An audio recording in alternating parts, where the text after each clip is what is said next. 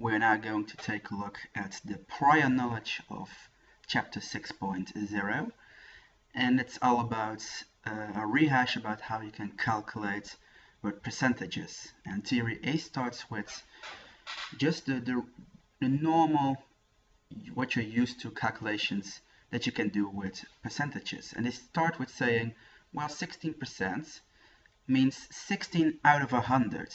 Cent means 100 in Latin, so 16% means 16 out of cent, so 16 out of 100. So if we want to know 16%, we say, well, we divide 16 by 100 to get 0.16, and that number that we can use to calculate a percentage of a certain amount. So here in the red box they say, well, if you want to calculate 34% of 117, all you're going to do is first you're going to say, well, 34% is the same as 0.34, right, divided by 100, and then do it times the amount that you have, in that case 817, and then you're left with 295.8. So if you want to do any calculations like this, you start with writing down the percentage as a decimal number. To do that, you're going to divide that percentage by 100, and after that you're going to multiply this decimal number that you have now calculated with the given amount. As you can see in this example above, that was 870.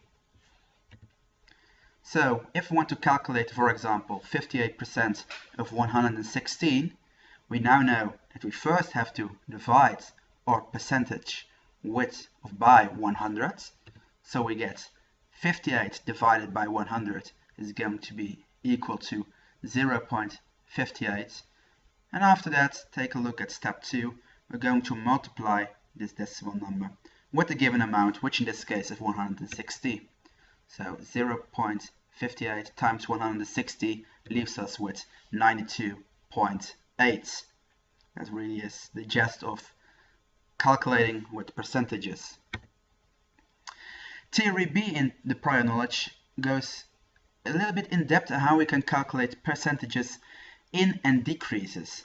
However, I'm not going to explain in depth how we can do this, because in chapter 6.1 we're going to take a look at a quicker way to calculate those in and decreases of percentages.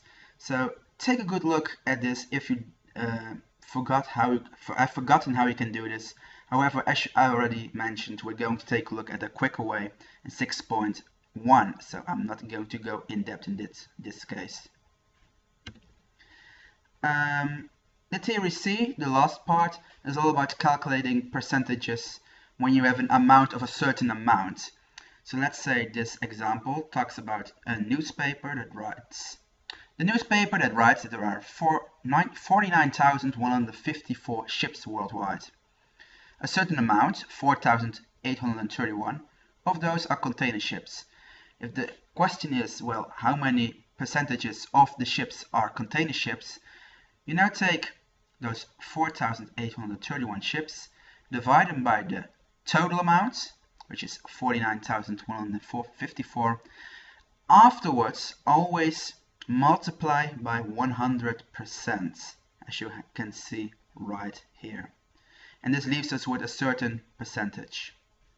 Remember to always round those percentages off to one decimal place, unless otherwise stated. So for example, if we want to know what percentage 125 is of to 350, we know that the total amount is 350. So if we want to know how much 125 is of 350, we're going to divide 125 by 350, do it times 100%, and in the end we're left with 35. There should be a point here, not a comma, that's in Dutch notation. 35.7%.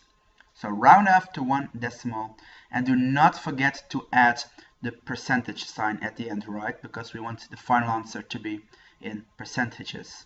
It's the unit that you have to also include. And I think with this, if you know those three sort of calculations that you can now do using percentages, you are well prepared to start doing chapter 6.1.